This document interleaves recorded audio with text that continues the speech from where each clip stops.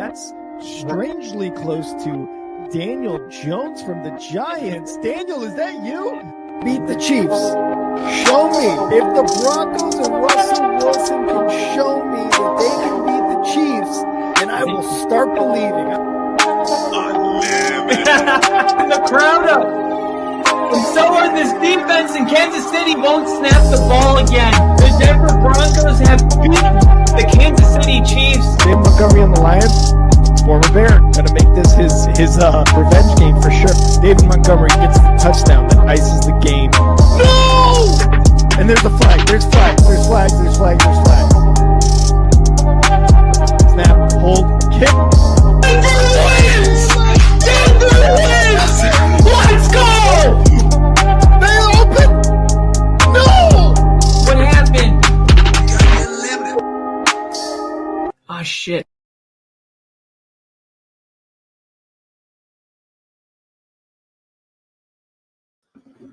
Oh my God. Wow. Ladies, I am out of breath. I didn't even get to the gentlemen. We might only have ladies on right now. Holy crap.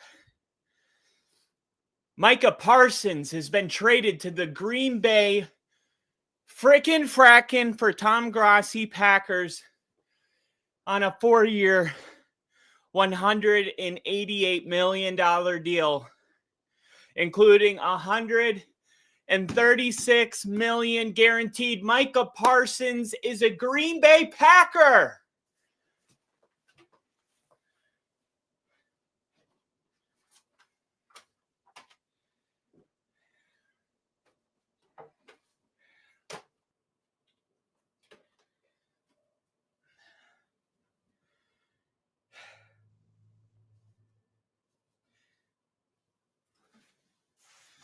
Micah Parsons is a Green Bay Packer.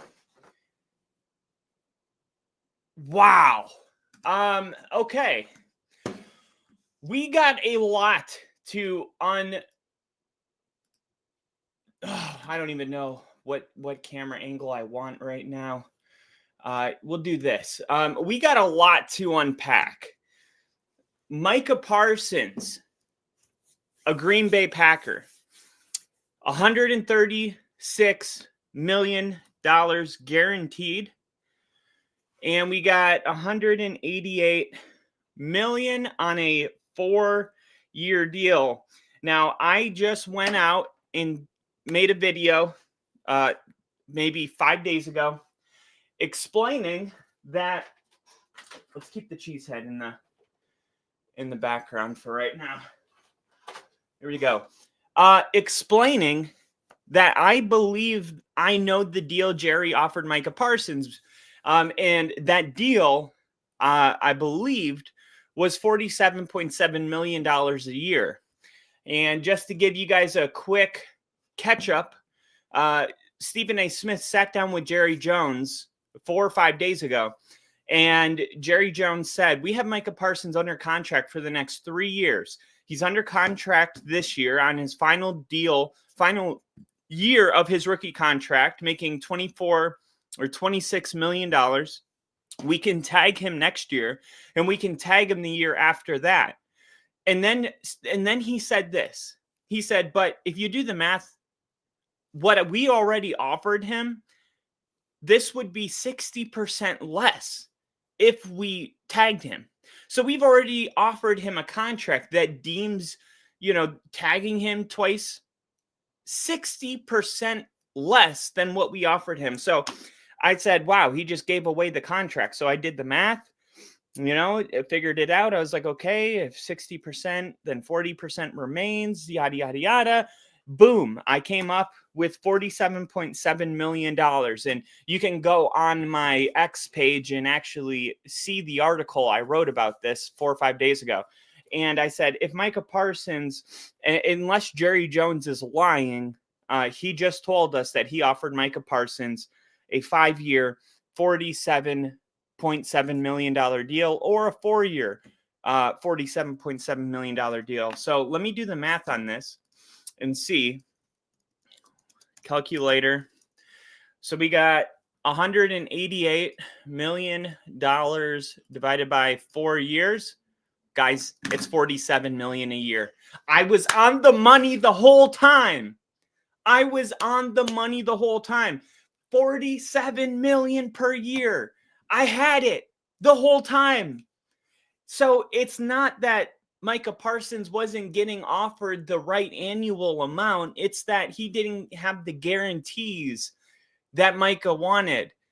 And that's all this came down to, was the Packers were willing to give Micah Parsons the guarantees that Jerry Jones and the Dallas Cowboys were not going to come to terms with. But I believe, and this is 5 days ago, I wrote this article, that Micah Parsons was offered $47 million a year. And I don't think it's a coincidence that that's exactly where the Green Bay Packers have landed with their new star edge rusher. First off, for the Green Bay Packers, this is an unusual deal. The Green Bay Packers, they don't make big splash signings like this. Now, that's what makes this so exciting, is that the Green Bay Packers are known for letting their players walk as soon as it's time to pay them, not collecting other players that their teams refuse to pay, right? It's like that's usually the Dallas Cowboys are doing what the Packers do. But for once, things have been different. And, they say if you do what you always done, you always get what you always got. And the Packers have only won one Super Bowl in the last 15 years. And I think they're saying, hey, let's draft a wide receiver in the first round. Let's sign a guy like a Micah Parsons. And let's see if we can get back to winning Super Bowls. Because we believe that this team is good enough to win a Super Bowl right now. But if we were to land a Micah Parsons, this would become a Super Bowl favorite. This move right here takes the Packers to the number one team in the NFC North. It does it immediately, because you got to remember, Jordan Love played hurt all last season, and he still led the Packers to 11 wins. Micah Parsons is good for 2 wins. I don't believe anybody else in the division is getting to 13 wins. And I believe the Green Bay Packers have put themselves in a position now to go out and have a 13-4 number one seed in the NFC, hosting a playoff game type of season. This is massive news. And we got Nick in the chat. Rick is in shambles right now. The Vegas odds for Caleb Williams sack projections are going up. And, Caleb Williams is going to take a crap ton of sacks all on his own. But this is massive news for Dallas Cowboy fans who are getting ready to prepare, exactly 1 week before the NFL officially kicks off its first game of the season, with the Dallas Cowboys playing the Philadelphia Eagles next Saturday night.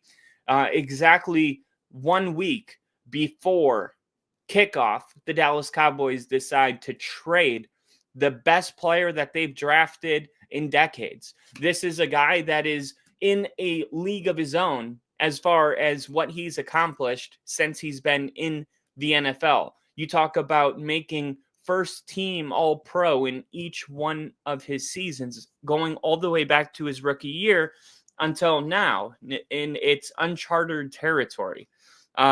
This is let me enter this so I can post this real quick. This is massive news. These type of players, the Micah Parsons, they don't come available often. And when you draft one, you do whatever you can to make sure that that player is the centerpiece on your team.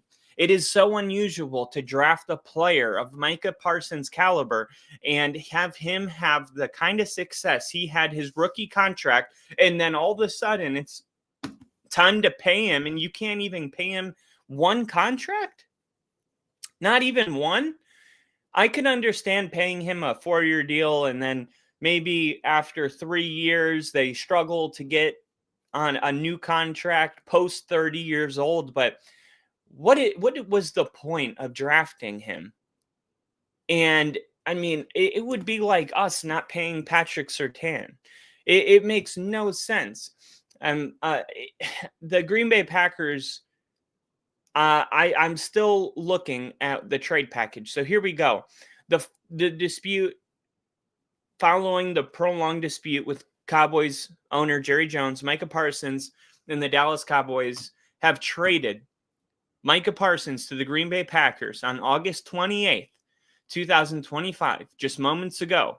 The trade package includes 2 first-round picks from the Packers, and Parsons signed a 4-year, $188 million contract with Green Bay, making him the highest-paid non-quarterback in NFL history. Keep in mind that the biggest contract was $41 million, and it was signed by TJ Watt on a 3-year, $123 million deal. This is $6 million more annually. What's so cool about this, honestly, I'm going to pat myself on the back here, is less than a week ago, I had come out and made a whole video that Micah Parsons was being offered $47 million per year, and that he was breaking the annual salary of TJ Watt by $6 million per year. And I was right on the money on this whole thing. And all I did was pay attention. Jerry Jones flat out told us in that interview what he offered Micah Parsons. And the only reason they couldn't come to an agreement had nothing to do with the annual amount. It had everything to do with the guaranteed money. And that's what made this contract different, because he's making $120 million fully guaranteed. I mean, the deal was facilitated by David Mulgeta, who is known for having rocky relationships with owners. He was the same, the same agent as T. Higgins, and T. Higgins ultimately ended up firing him amid a messy standoff. But here, Parsons has publicly requested a trade, 27 days ago now on August 1st, citing the frustration over the publicly requested trade.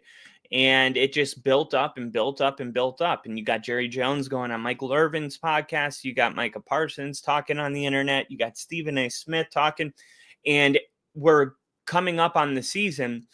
I mean, and it's been the story of the whole offseason. They got their training camp in California every single year. And the Dallas Cowboys their fans are all out there chanting, "Pay Micah, pay Micah." I mean, this has been the whole story. And now we're 1 week away from kickoff. And I think Jerry Jones was like, you know what? We're not going to come to an agreement. And if Micah Parsons says his back hurts and he doesn't play all season, okay, you know what that's going to do ultimately? Yes, I can tag him, but maybe he does the same thing next year. And maybe he does the same thing. And maybe because of that, owners and other teams are looking at Micah Parsons and saying, I don't want that kind of guy on my team, a guy that's going to pretend to be injured because he wants to make a couple extra $1 million. And you're thinking to yourself, well, what does Jerry Jones give a crap if Micah Parsons is viewed in a negative way? Well, because the Dallas Cowboys just got 2 first-round picks for this guy. So it was in the best interest of Jerry Jones, if he wasn't going to pay him the money that he knew that was required to get Micah on the field, that he traded him now and got the absolute highest value possible. And that's what they got from the Green Bay Packers. The Cowboys had initially resisted trading him. We just heard Micah Parsons talking to Stephen A. saying he's not for sale. He's not being traded.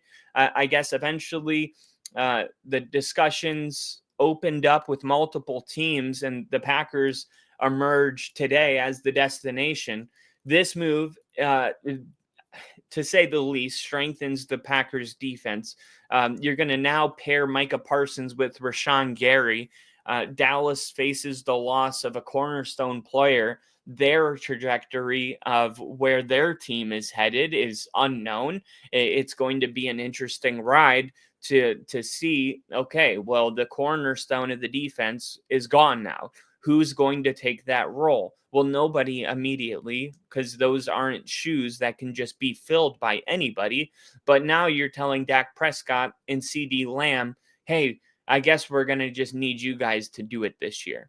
And that's not an easy thing to say when you got a young team that was just in the NFC Championship game, bringing in Deebo Samuel and players, to bolster the offensive line, guys that they shipped over from Houston, Laramie Tunsil, and it's already looking like the Commanders, and they just got their deal done with Terry McLaurin, which is another thing as a Cowboys fan you were hoping wouldn't happen. So you got the Commanders who look like they're gearing up for a Super Bowl, and Terry McLaurin at the end of the day was like, look, I've been playing in this league. I'm 30 years old. I've been playing this long, and I've never really had a shot at winning a Super Bowl. Now that I have a real shot, am I going to piss it away just because I want 1 or 2 more million? Of course not. So you got the players bought into what's going on in Washington. And then you got the Philadelphia Eagles coming off of a Super Bowl championship. They've gone to 2 Super Bowls now in the last 3 years. Their team has only gotten better. The only real loss they took was Kellen Moore going to the New Orleans Saints to be a head coach. But as far as offensively, they still have all their players intact.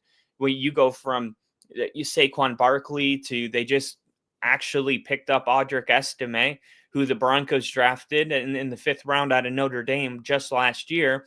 They bring in an Audric Estime to continue developing. They got A.J. Brown. They got Devontae Smith. And then, Jalen Hurts, I believe, is a top 5 quarterback. So where do the Cowboys fit in right now? In the short answer is they don't.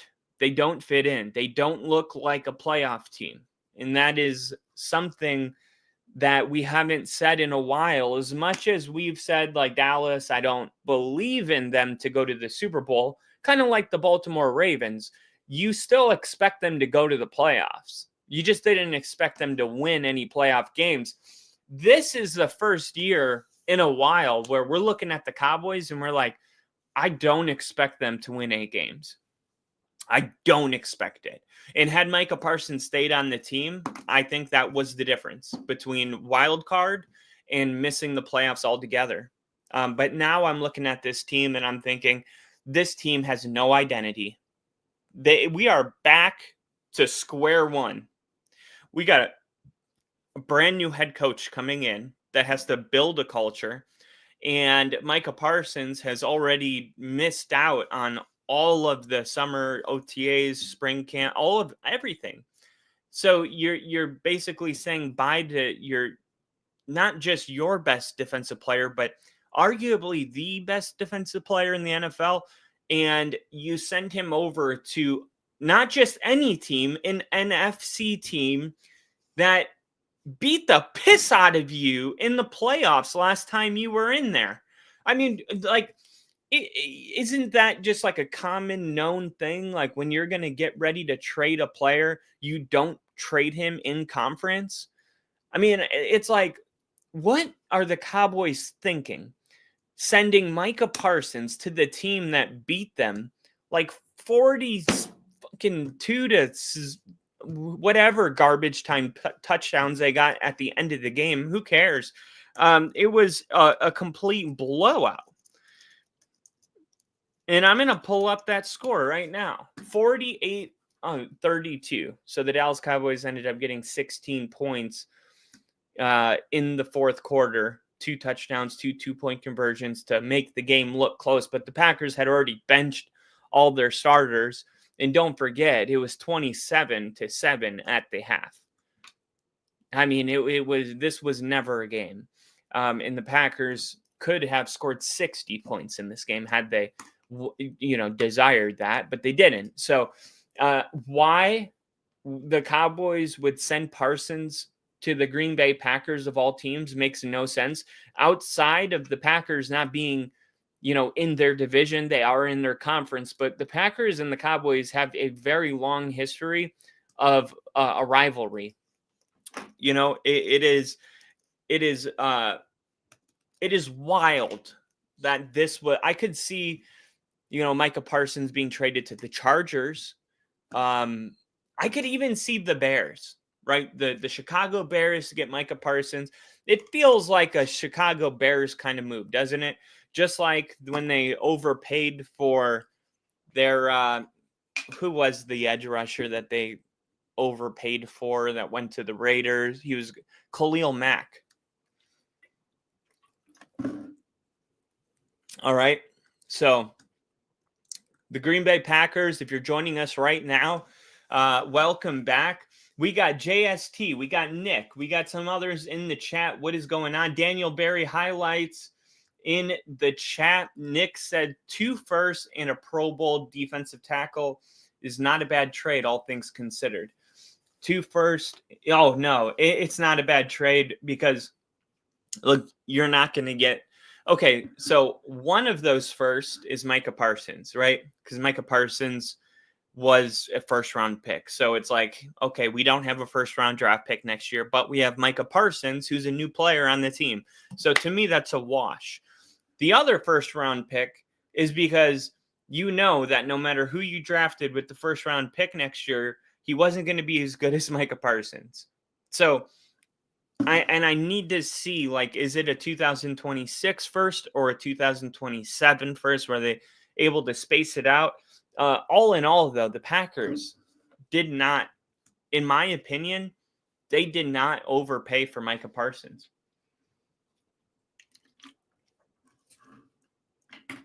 They still have other opportunities to trade back up into the first round. But the Packers, they're not a team that makes really big splash draft choices, right? They're known for drafting a guy in the first round that you got to go on YouTube and look up his highlights immediately after. Like they're perfectly comfortable not having a first round draft pick. That's just the way it is. At the end of the day, if you feel like your squad is built for the next 3-4 years, and the Green Bay Packers are, if not the youngest team, the second youngest team in the NFL, that they're not really worried. It's not like it's a bunch of old guys and they need to bring in youth. Like the Packers are in a situation where everybody's young. They really don't need, a first round draft pick the next 2 years if they're going to get a Micah Parsons. And we got Mama T, Mama K in the chat. Go Pack, go. Micah Parsons. I'm sure everybody in Wisconsin is seeing the news right now. Micah Parsons, a Green Bay Packer. And this news is massive, massive news. And I just think for everybody in Green Bay right now, it's all about the Super Bowl at this point. We talked about this on Monday night when we predicted the NFC North. We said the Green Bay Packers, to me, were the team that was going to win the NFC, with the Detroit Lions losing their offensive coordinator, their defensive coordinator. It's hard to bounce back from losing both your coordinators. And the last team we saw that happen to was the Philadelphia Eagles. After going to the Super Bowl and losing to the Chiefs, they lose both their coordinators. The following season, they win 10 games, but they lose 5 of their last 6. And they get beat bad by Tampa Bay. And then they had to get new coordinators. And then that was last year. They were back in the Super Bowl. So I expect a down year from the Lions. They were 14-2 last season. So like a down year is, what are we talking? 10 wins? That's a pretty good year. So, but I'm expecting like 12 wins for Green Bay. This is what I said on Monday. And the Minnesota Vikings are going with J.J. McCarthy. He's an unknown at quarterback. Yeah, you have one of the best coaches in the NFL training him. But the Chicago Bears, I'm just not a believer in Caleb Williams right now. So to me, before Micah Parsons was traded just moments ago, the Green Bay Packers were the obvious front runner to win this division. And now it is Super Bowl is a realistic conversation. Like the Green Bay Packers should be considered a Super Bowl favorite. And I'm going to look up the FanDuel. I'm going to see, has FanDuel, I'm going to see if they've updated the odds. Here we go. Let's see. NFL. Let's see if FanDuel's updated the odds for the Green Bay Packers. Let's see. Conferences, AFC Championship winner, NFC Championship winner. The Green Bay Packers plus 600. The Green Bay Packers are in second place now. All right, well, let's see.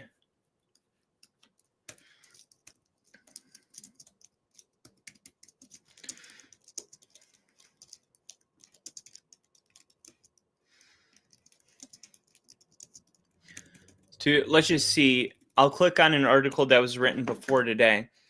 August 11th. Okay, so this is just a couple weeks ago. All right. NFL 2025 championship odds. The Green Bay Packers were to win their division. They were plus 250. Their win total was at 9.5. I'm punching the over on that. Okay, so Green Bay is going to win over 9.5. Denver's over 9.5 as well. Denver and Green Bay have the same win total. You guys, this is my Super Bowl this year. The Green Bay Packers and the Denver Broncos. And if it's not the Denver Broncos, it's the Baltimore Ravens. And if it's not the Packers, it's the Rams. But I feel really good about this right now. So the Green Bay Packers Super Bowl odds were 20-1. Let me see if I can get an actual number here. Okay, updated August 28th, 4:30. Oh, okay, so they just updated this. As of August 28th, the Packers' odds of winning the Super Bowl ranked 6th in the NFL. Okay. Packers last year, we get it. Okay. Let's see what's changed here. A season ago, the Packers finished 11-6 before they were knocked out in the wild card round of the playoffs. Offensively, they scored 27.1 points per game. That was 8th in the league, while defensively allowing 19.9 points per game. That was 6th. And I mentioned this yesterday. The Packers bringing in Jeff Hafley from Boston College to be their new defensive coordinator was a success last year. And the Packers had their best defensive season since 2010, which is the year they won the Super Bowl against the Pittsburgh Steelers. So if the Packers can duplicate the success they had defensively last year, and we keep in mind that Jordan Love played the whole season hurt, yet the Packers finished 11-6. Like if you didn't watch any football last year and you were just dropped here, you would think the Packers were slightly above mediocre last year. It's like, no, this is an 11-win football team with one of the best defenses in the league, in the 8th best offense in the league. Like, it's amazing because sports, there's always an overreaction. If you have a good season, we crown you as the Super Bowl champion the following year. If you have a bad season, we say you're going to win 5.5 games. There's really no unbiased looks at any teams. And I'm looking at the Packers and I'm thinking they are looking a lot like how we looked at the Eagles last year, where last year it was like, yeah, the Eagles went to the Super Bowl, but then they got knocked out in the first round of the playoffs the next year. And then everybody just kind of took all their chips on the Eagles. They brought them all back and I'm out on the Eagles. And meanwhile, that whole time, the Eagles were getting better. They were bringing in a Micah Parsons like the Green Bay Packers. You know, they got Saquon Barkley onto the team like the Packers did with Josh Jacobs last year. The Packers are ready to go. I mean, this is going to be a juggernaut this year. Okay, last year the Packers went as far as the wild card round. Of course, they got bounced out of the playoffs immediately, but they were riddled by injuries. Jordan Love was playing hurt. And more importantly, they lost to the team that would ultimately go on to win the Super Bowl. And they beat the Kansas City Chiefs worse than they beat the Packers. So it's like, yeah, they got blown out. The Eagles blew out the Chiefs. You know, I don't hear anybody saying the Chiefs aren't going to go to the Super Bowl this year. So the Packers went 5-5 in one possession games, and they were 3-4 in games decided by a field goal or less. So they were about 500 on games decided by a field goal or less, which I like because that's realistic. That we can duplicate that. You know what's not, something that we can't duplicate is Kansas City going 13-0 in one-score games. Like, that shit's not happening again. The Green Bay Packers going 5-5 in one-score games, that'll probably happen again. That tells me that there was not a lot of luck involved last year with the Green Bay Packers. Between day and night contests last season, Green Bay was 3-2 and 8-4, respectively. The Packers carry plus 1,800 odds to win the Super Bowl, which ranks sixth best in the NFL. Our computer rankings also have them ranked sixth best at 1,800. The Packers have a 5% chance of winning the Super Bowl. The Packers won 8 games against the spread last season, failing to cover or pushing 9 times. Last season, 8 Green Bay games went over the point total. 8. And Green Bay won 75% of the games last season that they were favored on the money line to win. They went 9-3. So out of 12 games Green Bay was favored to win, they won 9 of them. The Packers won 2 of the 5 games they played as underdogs last season. So they went 2-5 as underdogs. Pretty good. You're getting close to 500 as an underdog. That's impressive. Josh Jacobs averaged 78 rushing yards per game last season. That was 6th in the NFL, but he also added 15 rushing touchdowns onto that. Over the course of 15 games, Jordan Love had 3,389 passing yards while throwing 25 touchdowns, 10th in the NFL against 11 interceptions, completing 63.1% of his passes. Love also had 1 rushing touchdown and 83 rushing yards. Tucker Kraft, 50 catches, 707 yards, 7 receiving touchdowns. He averaged 2.9 yards per game, and he was targeted 70 times. You had Edgerrin Cooper, who intercepted 1 pass, but he had 77 tackles, 13 tackles for a loss, 3.5 sacks, defended 4 passes. You had Xavier McKinney, who had 85 tackles. Xavier McKinney was looking like a potential defensive player of the year by week 6 because he had like 8 interceptions. And he had 85 tackles, 2 tackles for a loss, 1 sack, and 8 picks. And this is as a safety.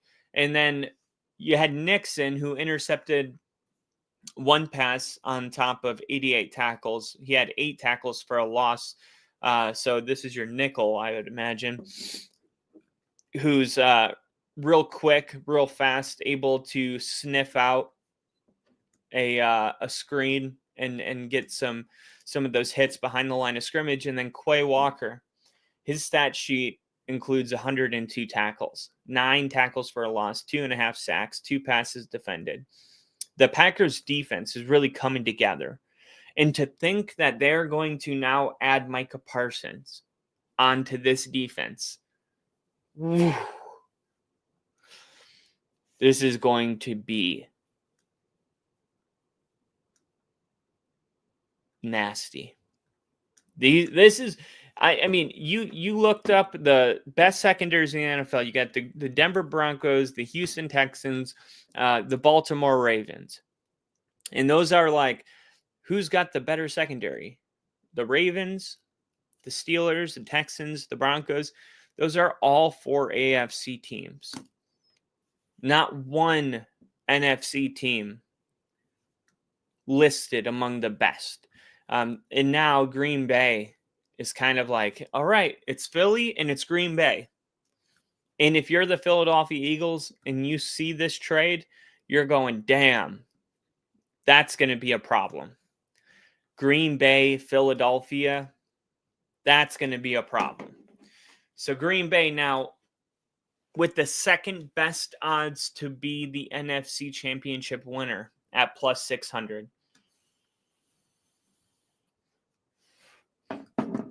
I really wish I could have known what the odds were. Let me see if I can get an authentication code here. Boom, boom, boom. Let's see. Resend your text message. I didn't get one. Let's see if I can switch my camera for a second. Wow. I had the wrong camera the whole time in the first place. So yeah, why not? Let's go here. Let's take a look.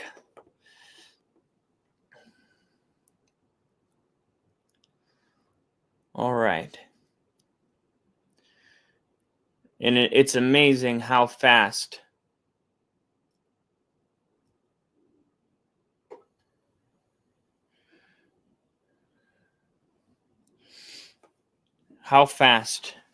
one player can just change millions of dollars. Jared Verse, Defensive Player of the Year. And that's another thing is Micah Parsons to win Defensive Player of the Year.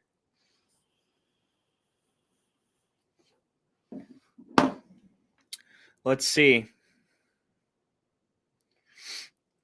Now we know Micah Parsons is playing. Let's see, awards. Defensive Player of the Year, Micah Parsons now has the best odds at plus 500. Unbelievable. Unbelievable. Wow. This is insane.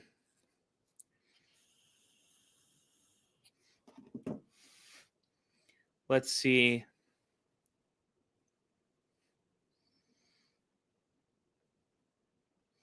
Let's see if I can, I just want to, what I really want to see.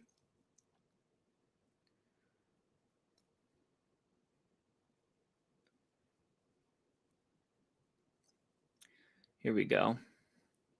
Green Bay.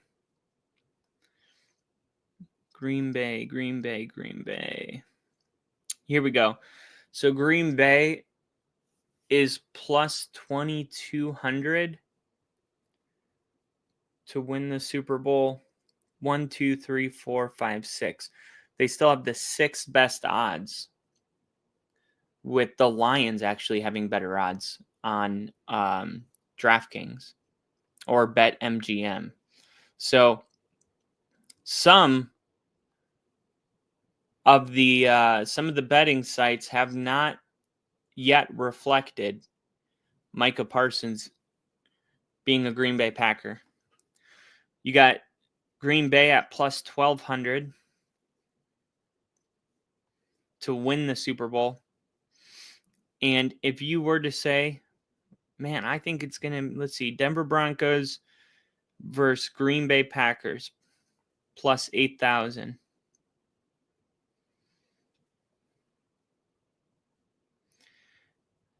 This is crazy. Now I haven't even placed that many. This is one I do have. I have the division winners, right? This pays out $9,000. Are you ready? The Buffalo Bills to win the AFC East. the Jacksonville Jaguars to win the South, the Commanders to win the NFC East, the Packers to win the North, the Broncos to win the West, and maybe the hardest one, the Bengals to win the North. $9,000 payout if that happens. I got another one that's a little interesting here. The Patriots Jaguars to each win more than 7.5 games, and the Panthers to win more than 6.5 games. I think the Patriots and the Jaguars are both going to win about 8 to 9 games, and I think the Panthers can win 8 games. But I think they're good for at least 7. So I like those two a lot. And then I have this in that pays out $698,000. Jaden Daniels to win MVP. Genti to win Offensive Rookie of the Year. Jahade Barron to win Defensive Rookie of the Year. Jamar Chase to win Offensive Player of the Year. And Aiden Hutchinson to win Comeback Player of the Year. Defensive Player of the Year. $10 pays out $700,000. That is, but the one that I think is really realistic, Bo Nix, MVP, Jared Verse, Defensive Player of the Year, CMC, Comeback Player of the Year, $31,000. Only put $8 on it. So the Green Bay Packers have made a massive move. And because of that, there's going to be a lot of news coming our way. And I'm going to be going live here, just talking about the trade as the details come out. How did this happen? How did we get here? Micah Parsons, a Green Bay Packer. This is unbelievable. Unbelievable.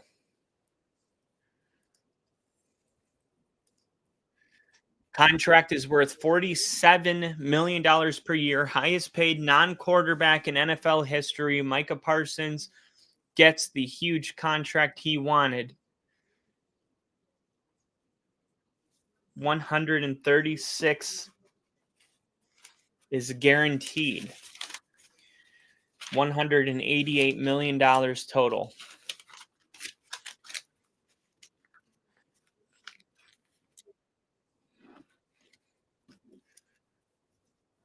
$136 guaranteed.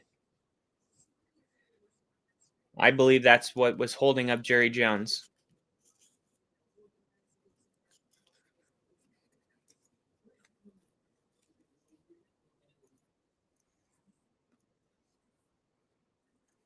This is so unusual because we've seen Jerry Jones go through contract dispute constantly. I mean, how last year, Dak Prescott, the year before with CeeDee Lamb.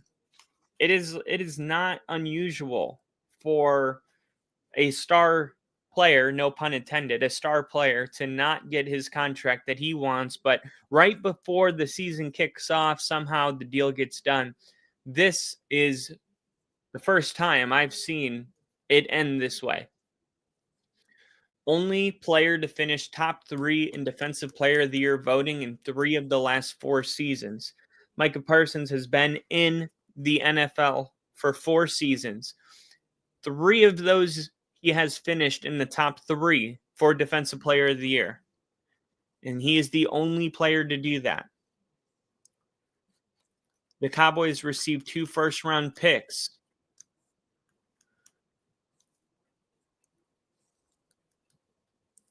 I am still waiting for more details. The Cowboys received Kenny Clark, a 2026 and a 2027 first-round pick. So next year, the Packers won't have a first-round pick, but they can watch Micah Parsons highlights. And then in 2027, they won't have a first-round draft pick. Micah Parsons is worth 2 first-round draft picks. He was worth anything.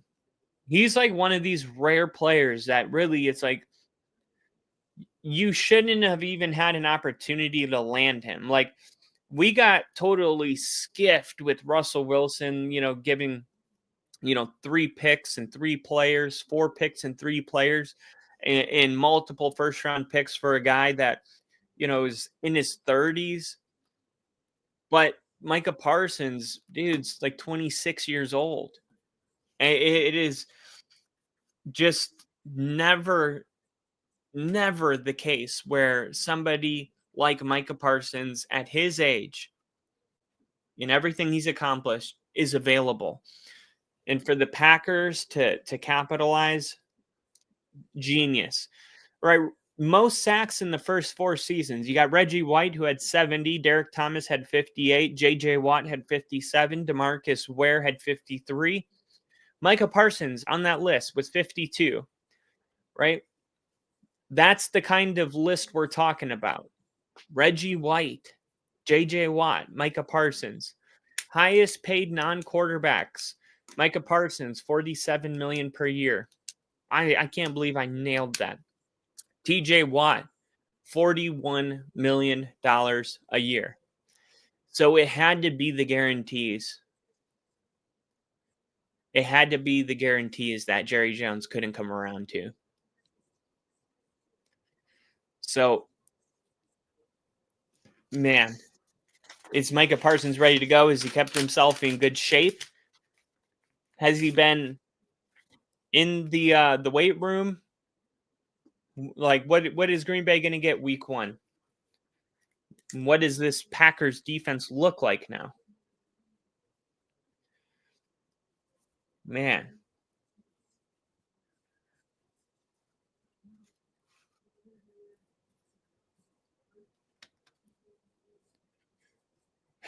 Wow.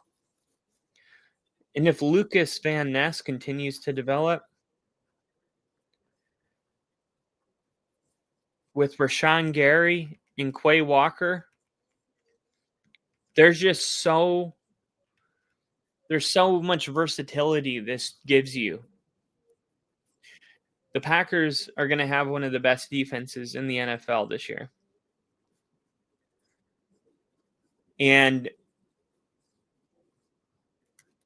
that paired with Jordan Love having a breakout season, the Green Bay Packers today, I'm going to announce right now. I just can't hold it back anymore. I've said all off season, the Rams were my Super Bowl team. This year, the Green Bay Packers are going to the Super Bowl. The Green Bay Packers are going to the frackin' Super Bowl, and they're going to frackin' run the table in the NFC. What just happened? Bears, pray. Bears pray. That's all I can say. The Bears, their chances of winning the North or maybe splitting the series with the Packers, gone. That's my opinion. Rick's like, no, we still got it. But the Bears, if the Bears had an inkling that the Packers were going to make this deal, they should have offered 3 first. I don't know. Like, did the Bears have any clue that this was going on behind the scenes? Jerry Jones, though, this is going to go down as one of the worst. And it's sad because he's getting to the end of his ownership career. And this will be probably the biggest thing that will be remembered. Caleb is about to get harassed nonstop. Trey Hendrickson, $30 million a year, plus Pro Bowl defensive back. Micah Parsons makes $47 million a year. It's time for Jerry to go. And that's what we're going to be hearing from Dallas Cowboy fans all around the world. If the Cowboys draft Arch Manning, Jerry Jones is going to Eli Manning him. Jerry Jones is going to have a lot to answer for. You're getting people, as an Eagles fan, thank you, Mr. Jerry Jones. You are the real Jettas. If Green Bay wins the Super Bowl, does Jerry Jones make it into the Packers Ring of Honor? Even more proof, Cowboys will never have any success with Jerry Jones calling the shots. Love it. As a New York Giants fan, thank you, Jerry. Jerry Jones fired Jimmy Johnson. Micah can't stop the run to save his life, and we're supposed to pay him the most. Like, there's always going to be a couple people that don't like the move. Dallas fans might have to cope, and this is just how they do it, right? Parsons is great. There were some questions about his leadership and whether or not he is a team first type of a guy, and that's what we're going to talk about next with this news being broken right now. We're going to take a quick 10-minute break, let some of the details continue to flow in. But for right now, we know that the Green Bay Packers have sent 2 first-round draft picks and a defensive tackle to the Cowboys for a generational talent and a player that takes the Packers from a playoff contender to a legitimate Super Bowl contender. We will be right back in about 10 minutes. I'll leave you guys, as always, as the details continue to pile in. I will leave you guys daydreaming. I'll see you in a little bit. Got to go to Starbucks. Luckily for me, I live next door to it.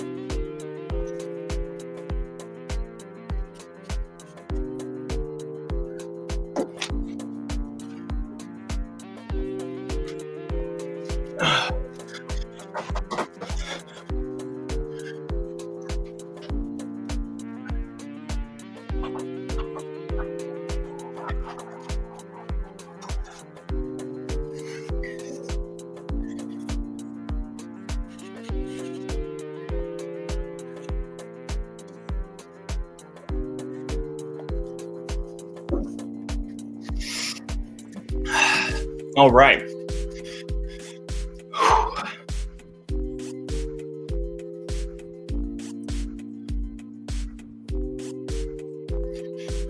Ladies and gentlemen, welcome back. Micah Parsons traded to the Green Bay Packers in a blockbuster, breaking internet type of story. Packers versus Cowboys. September 28th. Get your popcorn ready.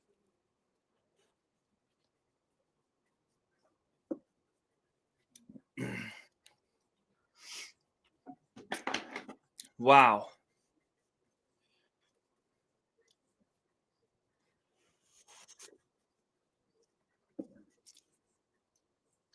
Luka. Now Micah. Dallas. Having a little success figuring out how to take care of their star players, to say the least.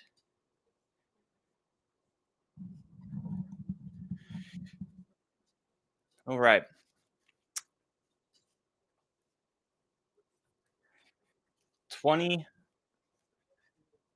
25 years old.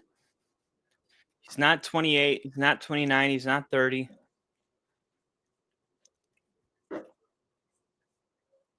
And let's see what people are saying about this on X.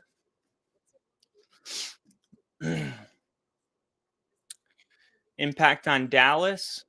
We're going to spend 3 to 4 minutes talking about the impact this is going to have on Dallas. We're going to spend 3 to 4 minutes maybe talking about the defense for the Green Bay Packers. We're going to talk about broader NFL implications, the NFC power shift, trade market ripple, and fantasy football angle. And then we're going to talk about something else. All right. But great teams don't do what the Dallas Cowboys just did. Simple as that. Okay.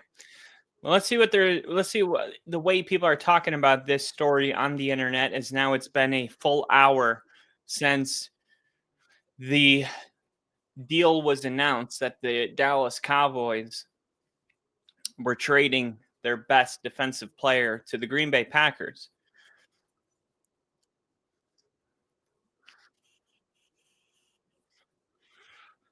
I am no longer a Dallas Cowboys fan. Jerry Jones has done nothing but sabotage our franchise, and I will not. Wow. And I will celebrate the day he, you know what, and is on his way to, you know where. That's about as.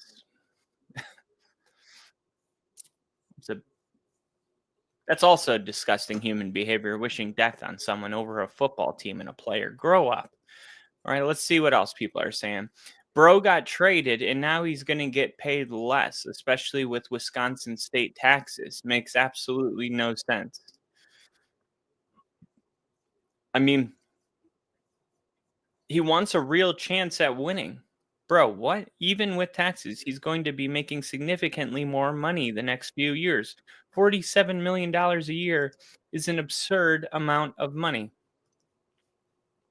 His respect was worth more than the money or the taxes. Jerry treated him like dog shit. How much are you making? If you followed the story, it wasn't about money.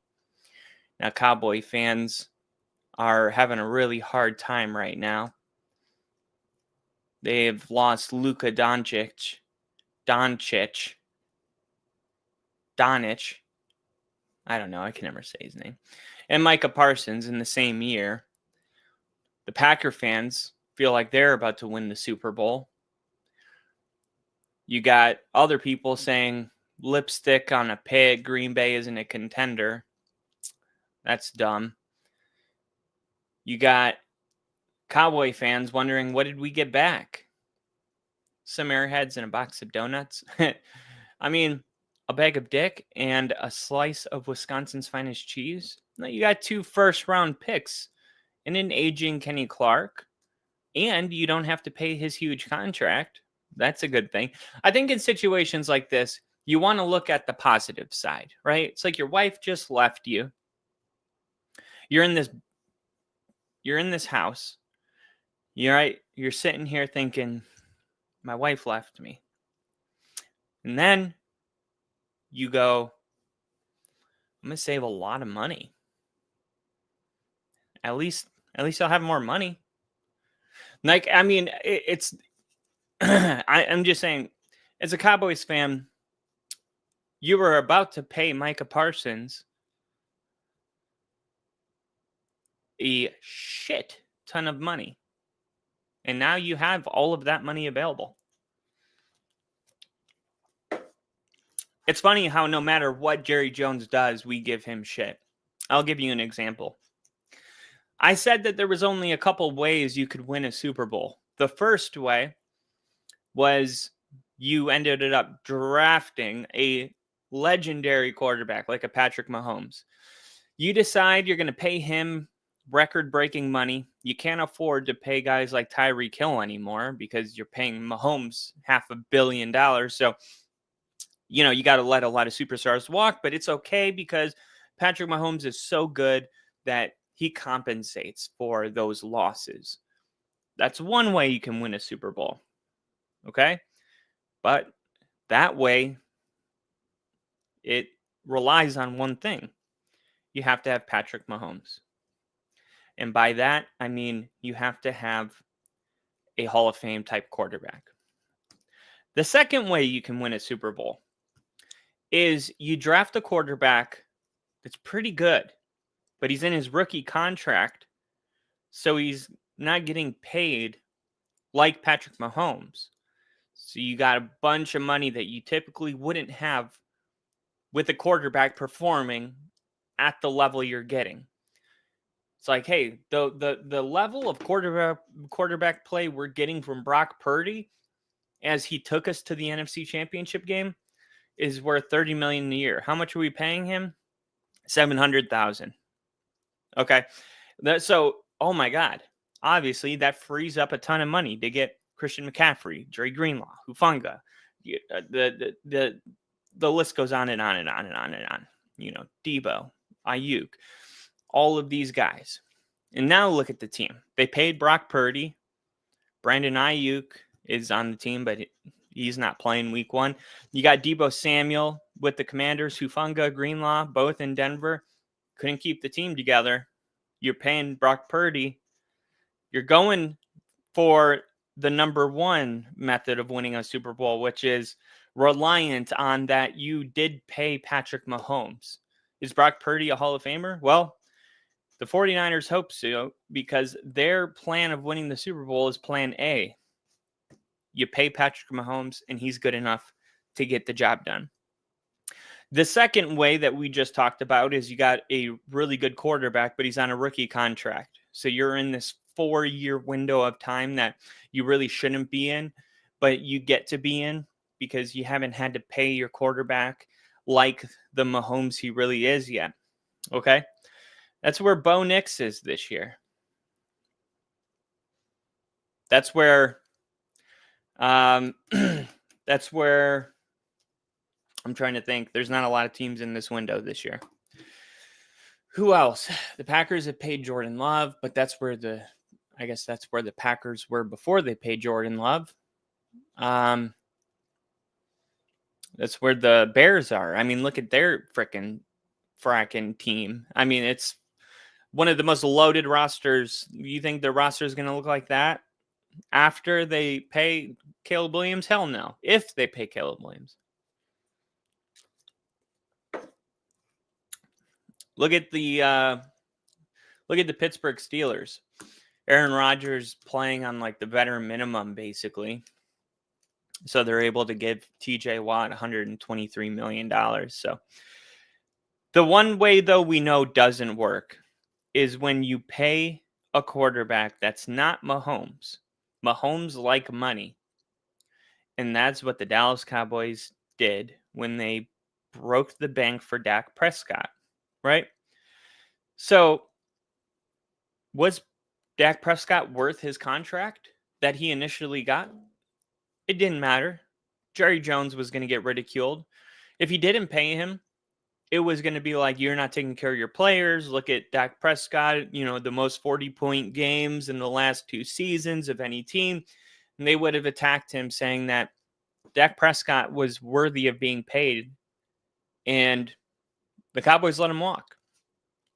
And if you do pay him, it's like, yeah, I mean, that Jerry Jones thinks Dak Prescott is worth Patrick Mahomes' money. That's our problem. So it doesn't matter what Jerry Jones did, because ever since he paid Dak Prescott, the whole plan was a failure. That's how I look at it. In signing Micah Parsons to a $47 million contract, 47 annual value per year, feels a lot like when a relationship is struggling and you think having kids is going to fix it. It's like, man, we got a lot of dysfunction here.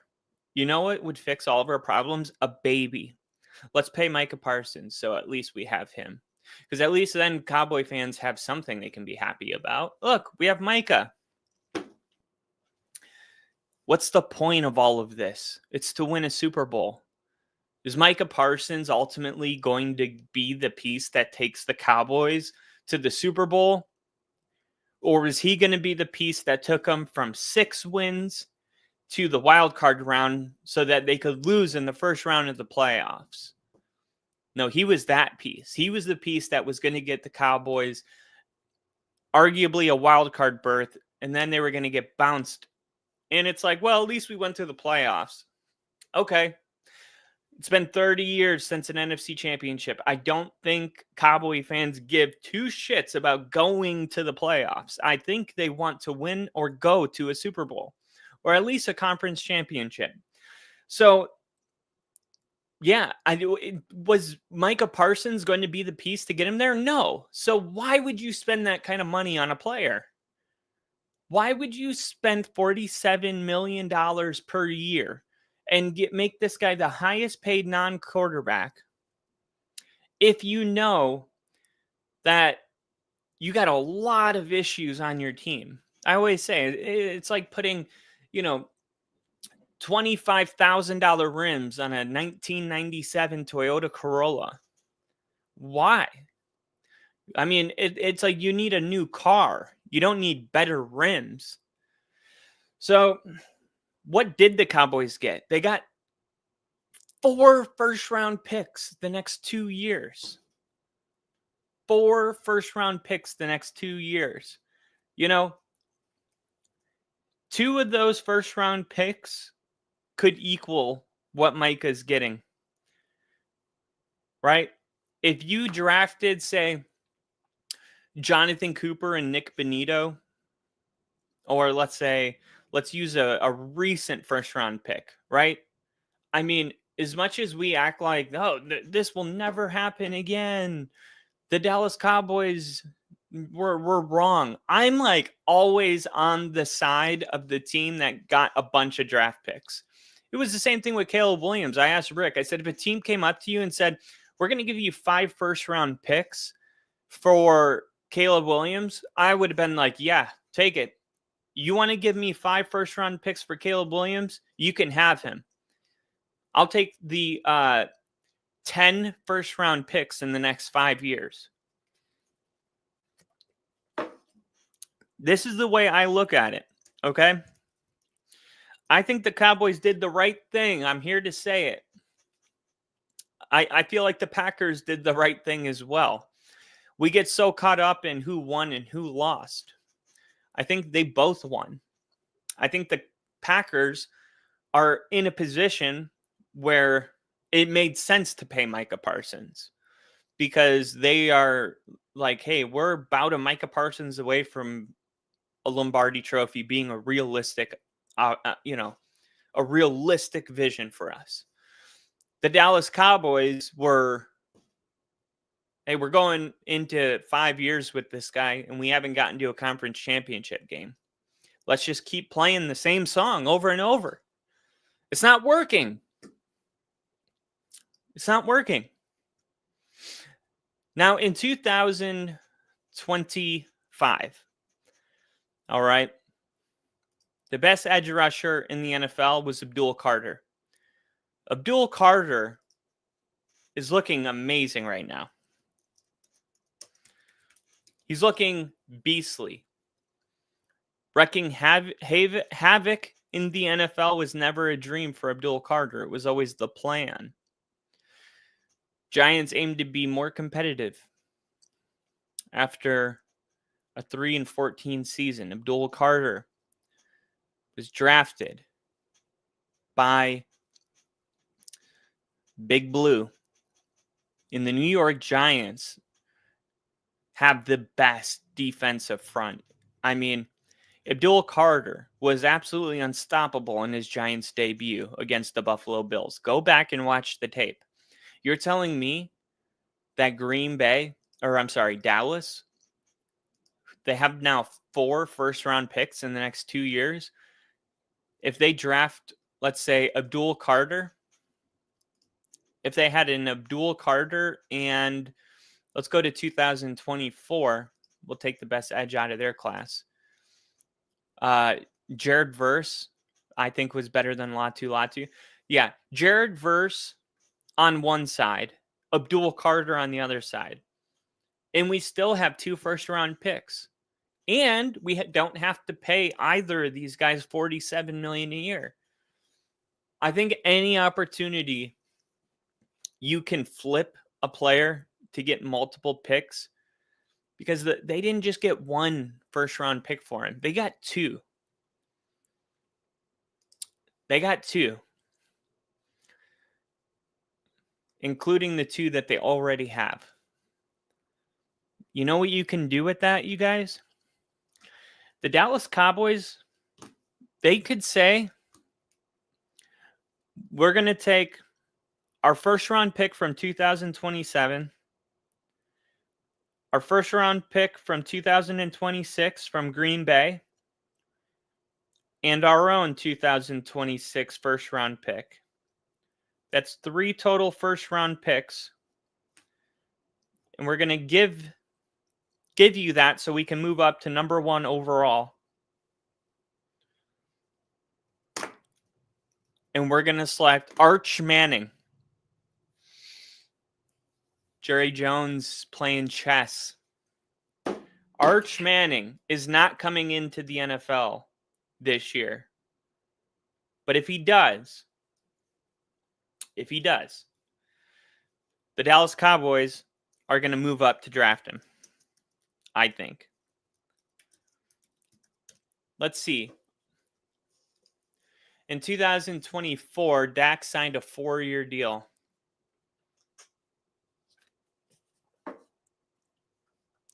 I mean, do you think you can win a Super Bowl with Dak Prescott? What do you guys think?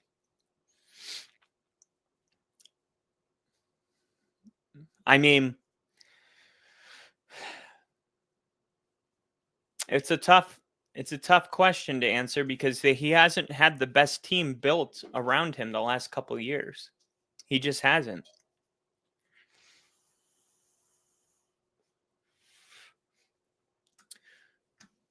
But having 4 first-round picks in the next 2 years gives you a lot of versatility. And all I'm trying to say is whether it's Latu, Jared Verse, Abdul Carter, or Will Anderson Jr., who balled out with the Houston Texans as a rookie, won all kinds of awards. Aiden Hutchinson, the year before that. Aiden Hutchinson has been a beast in this league. And then the year before that, it was Micah Parsons. What I'm trying to say is, as much as we keep putting Micah Parsons on an island by himself, there's been one of these in the last 5 drafts in a row. There's been a Micah Parsons in every single one. So why? Why pay him right now all of your money? Let him go. They made the right decision. And so did Green Bay. I know it's not what people want to hear. Naturally, there has to be a winner and there has to be a loser. But that is now what I'm going to be discussing. Is that there was no winner and no loser in this draft, in this trade. The Dallas Cowboys made the right move. The Green Bay Packers absolutely made the right move. And we have 5 years straight of Micah Parsons being in every single year, whether it was Aiden Hutchinson or Will Anderson Jr. or Kayvon Thibodeau or Jared Verse or Abdul Carter. Every single year, there's been a Micah Parsons, and the Packers have gifted the Cowboys an opportunity to make 4 first-round selections in the next 2 years and actually build a Super Bowl roster instead of just having Micah Parsons. They can now draft a Patrick Surtain, an Abdul Carter. You know, they can actually... I'm always, especially a first-round pick, right? If it's time to pay a player and he will meet me in the middle, like, I'm not saying it has to be super team friendly. You can still make the most money in the league, but make it so we can space it out, manipulate the cap a little bit. Just work with us. No, we can always restructure later. But if you just got one player that's like, no, I need 80% of it guaranteed. And it's just like, dude, we might not even go to the playoffs this year. Like, I don't know. Like, and then you got another team saying, hey, we'll give you 2 first-round picks for him and we'll pay the salary.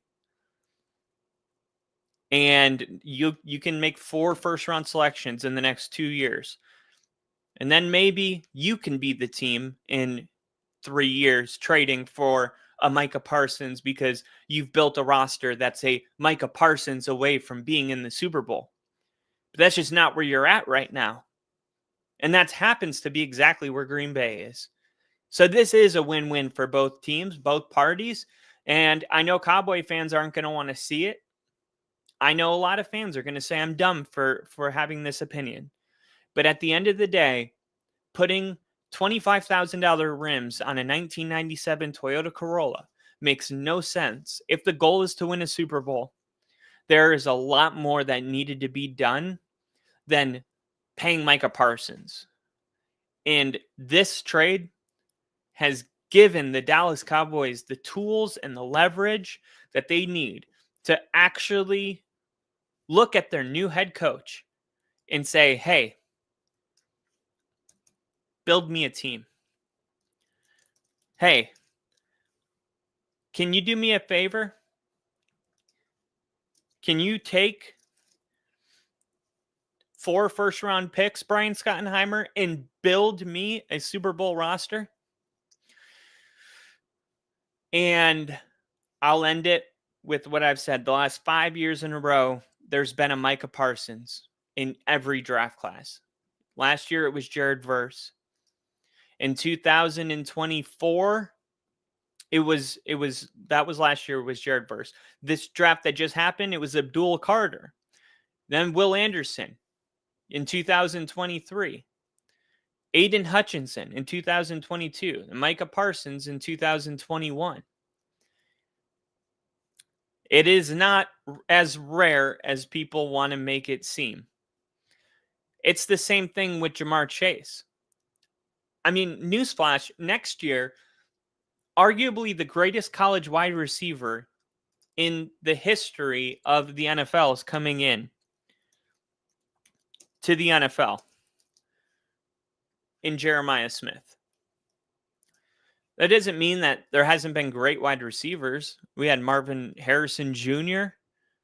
This year we had Travis Hunter, who is an absolute beast. In 2024, there was Marvin Harrison Jr., Malik Neighbors, who are kind of in a league of their own, but Brian Thomas Jr. was an absolute stud. I mean, Troy Franklin, who is going to break out this season for the Denver Broncos. Troy Franklin, we got him, and he was the 7th best wide receiver ranked in 2024. We got him outside of the first round. In 2023, say you couldn't pay a Jamar Chase or T. Higgins because, I don't know, maybe you're trying to get a long-term deal done for Trey Hendrickson. Well, JSN was in the draft class. Zay Flowers was in the 2023 draft class. Quentin Johnston was supposed to be the number 1 wide receiver. That was the TCU wide receiver that was drafted by the Chargers. He was a bust. And if you watched Steve Smith talk about Quentin Johnston, he said he was going to be a project and that he wasn't as good as everybody was making it seem like. I mean, like the Drake Londons, the Garrett Wilson, Jameson Williams, there's just like a dime a dozen. It feels like when you have a Justin Jefferson and a Jamar Chase that you struck gold and you're never going to get it again. And that kind of FOMO that leads you to paying these insane amounts of money to these players when you don't have, when you literally, you're the Bengals, you weren't in the Super Bowl last year because you weren't in the playoffs, and you weren't in the playoffs because of your defense, and you paid T. Higgins and Jamar Chase, and Trey Hendrickson is still on a 1-year deal. Like, what are you guys struggling? You can't outscore your opponents. You tried that last year. So certain franchises, I'm not saying like never pay your star player. Like Denver should pay Surtain because they have enough depth to, be in a position where they can pay him a bunch of money because they have enough youth spread out all over the field that they can afford to do it. But if I was a Dallas Cowboys fan and I'm like, we need so much, like not just defensively, offensively, we just need so much. I don't know if we should just pay $47 million a year to a defensive player, one guy, when we have a 4-year sample size of data showing that Micah Parsons by himself can't take us to the Super Bowl.